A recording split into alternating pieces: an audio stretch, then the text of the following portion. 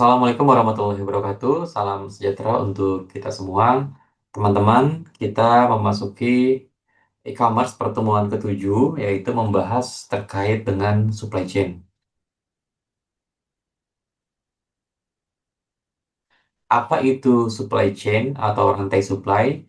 Supply chain merupakan suatu aliran barang, informasi, uang, dan jasa dari produsen melalui para penyalur pabrik-pabrik dan gudang sampai kepada pelanggan akhir, termasuk juga organisasi dan pemroses yang menciptakan dan mengirimkan kepada pelanggan akhir. Nah, jadi apapun itu, produk-produk yang saat ini teman-teman dapat dapat gunakan gitu ya atau yang dapat teman-teman beli itu pasti melalui proses yang namanya supply chain. Misalnya ya kita mau membeli mouse gitu ya. Nah, mouse ini untuk sampai di tangan kita itu tidak langsung dari pabrik ya, langsung sampai ke tangan kita.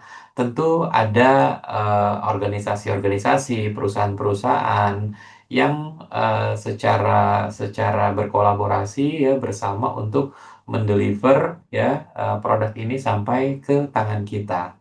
Kira-kira seperti itu gambaran besarnya.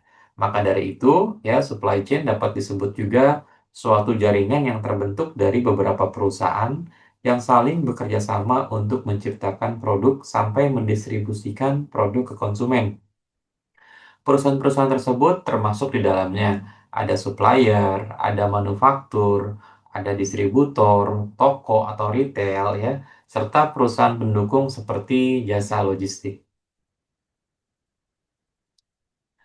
Oke, kita masuk ke supply chain management, di mana supply chain management adalah suatu ilmu tentang pendekatan-pendekatan dengan serangkaian metode-metode yang digunakan untuk mengintegrasikan perusahaan-perusahaan yang terkait agar persediaan barang dapat diproduksi dan didistribusikan dengan jumlah, waktu, dan tempat yang tepat pula. Nah, di sini ya, seberapa pentingnya supply chain manajemen pada proses penyediaan barang teman-teman semua. Jadi baik itu dari sisi pemesanan, pengiriman, dan jumlah serta waktu yang dibutuhkan itu sangat sangat merupakan hal yang krusial sekali ya karena itu perlu ada ilmu yang mengaturnya, perlu ada manajemennya. Nah, jadi supply chain adalah jaringan fisiknya, yakni perusahaan-perusahaan yang terlibat dalam memasok bahan baku, memproduksi barang, maupun mengirimkannya ke pemakai akhir atau ke end user. Sedangkan SCM, ya Supply Chain Management, itu adalah merupakan metodenya, alat atau pendekatan yang digunakan untuk mengolah jaringan tersebut. Nah, kita masuk ke komponen dari supply chain. Nah, yang pertama ada yang namanya upstream supply chain, ya. Apa itu? Aktivitas yang dilakukan oleh perusahaan manufaktur dengan supplier yang terlibat melalui jaringan SCM dengan aktivitas utamanya adalah pengadaan. Ya, jadi aktivitas utamanya adalah pengadaan. Contoh, memasok bahan baku yang digunakan untuk membuat produk yang akan dihasilkan perusahaan. Bahan baku di sini yang dimaksud adalah bahan baku utama maupun penunjang. Nah, jadi kalau teman-teman lihat di gambar ya, yang ada kotaknya di sini ya. Jadi yang dimaksud dengan upstream supply chain yaitu pada tahap supplier ya dan manufaktur teman-teman semua. Jadi kalau kita lihat nih ya tugas untuk pengadaannya baik itu material-material, bahan-bahan untuk membuat suatu produk itu dimulai pada supplier dan manufaktur.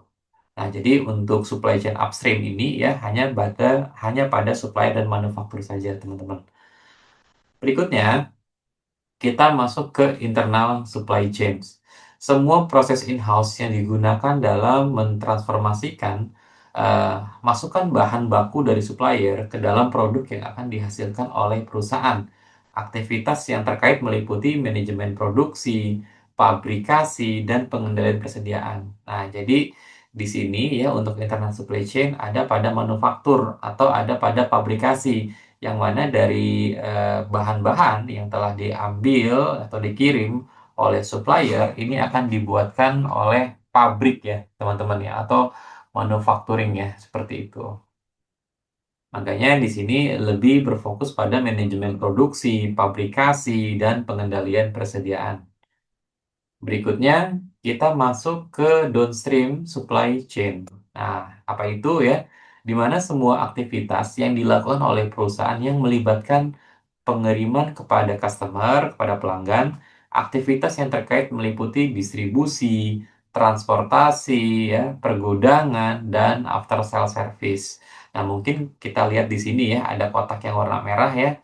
Jadi, untuk distribusi atau pergudangan dilakukan pada distributor, teman-teman.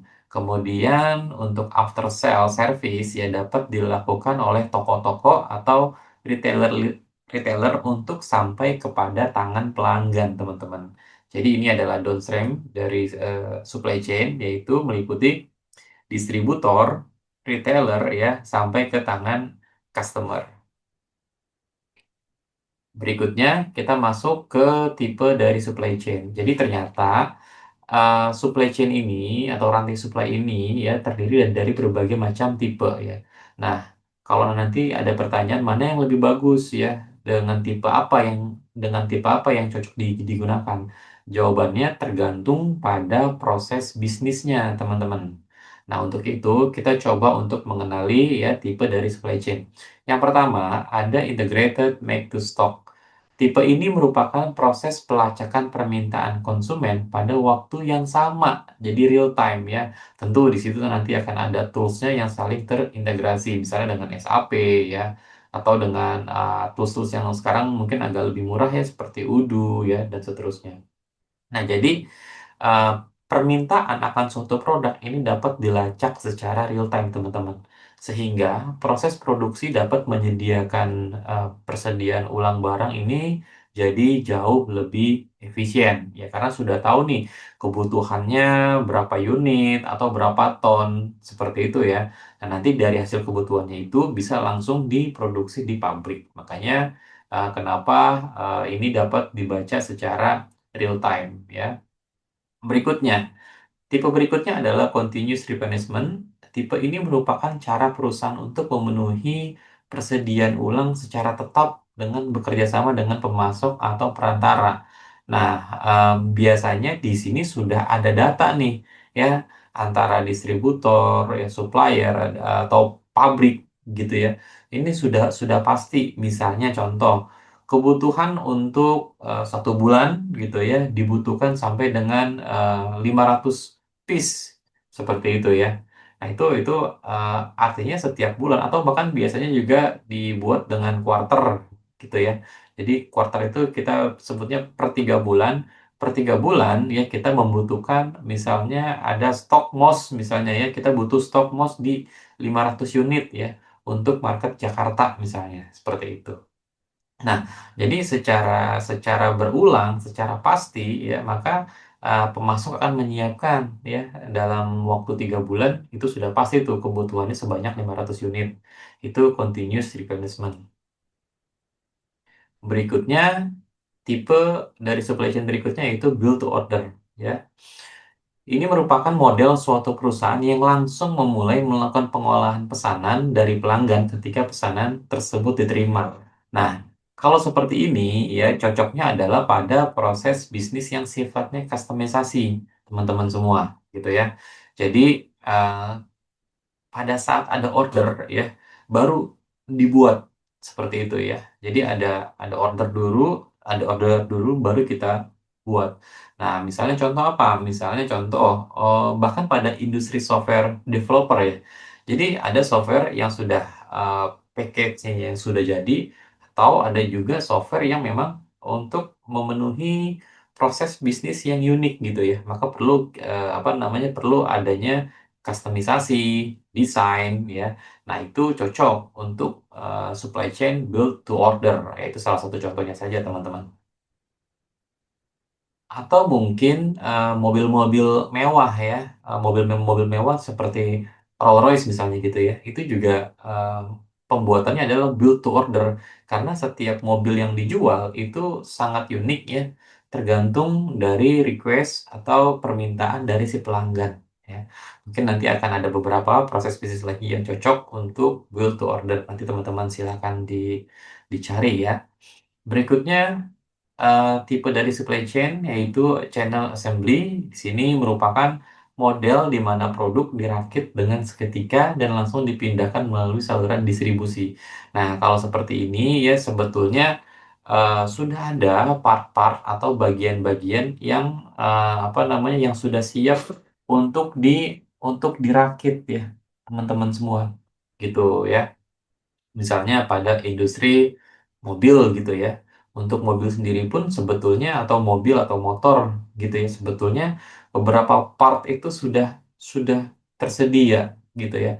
Jadi pada saat ada request, ada kebutuhan berapa puluh atau berapa ratus unit ya, ya sudah mereka tinggal langsung ngelakuin assembling saja gitu ya, perakitan saja seperti itu.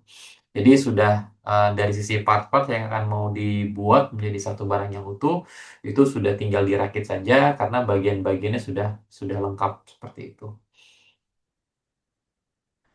Oke, itu saja materi kita terkait supply chain, tidak begitu banyak. Itu adalah gambaran besarnya. Dan di sini saya minta teman-teman untuk melakukan diskusi ya, yang nanti akan di komentar juga, dijawab di komentar YouTube dan juga di seperti biasa di LMS kita ya, teman-teman. Di sini kita diskusi tantangan supply chain, teman-teman. Yang pertama, apa tantangan utama yang dihadapi oleh e-commerce dalam mengelola rantai pasok ya dibandingkan dengan bisnis konvensional. Nah, ada masalahnya di mana nih kalau misalnya penggiat-penggiat e-commerce dibandingkan dengan bisnis konvensional. Itu yang pertama ya, tantangannya apa aja sih gitu kan. Nah, yang kedua, bagaimana pengaruh lonjakan permintaan saat promo besar?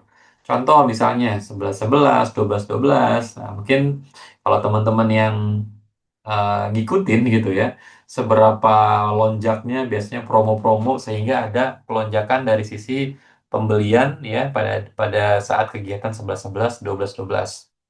Nah, ini bagaimana nih efisiensi supply chain e-commerce ya. Yang ketiga, bagaimana teknologi seperti AI, Big Data, dan IoT dapat membantu mengatasi tantangan supply chain pada e-commerce.